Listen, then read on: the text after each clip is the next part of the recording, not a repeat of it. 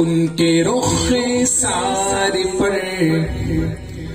زلف خمدار پر ان کی آنکھوں میں سرمے کی مقدار پر۔ مدرسہ مخزن العلوم حمادیہ جام کارونی حب میں جلسہ بعنوان سیرت النبی صلی اللہ علیہ وسلم و دستار فضیلت نہایت اہتمام کے ساتھ منعقد ہوا،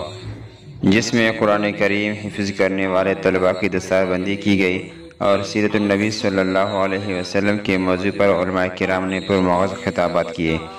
جلسہ سے جمعیت علماء اسلام کے مرکزی نائب امیر مولانا غلام قادر قاسمی، جمعیت ضلع جنوبی کے امیر مولانا نور الحق، مولانا محمد یعقوب ساسولی، مفتی فیض الحق، مولانا محمد حسن لانگا، مولانا شاہ محمد صدیقی، مفتی کفایت اللہ، قاضی محمد اسلم و دیگر نے خطاب کیے۔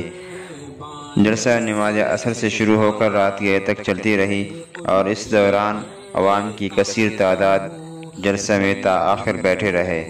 رپورٹ امان اللہ خضرانی، نمائندہ خصوصی تشریح نیوز حب۔ اس 23 سالہ زندگی میں آپ نے انسانیت کو سمجھایا تمہیں اس دنیا میں کیسے رہنا ہے، بہن کی کیا حق ہے،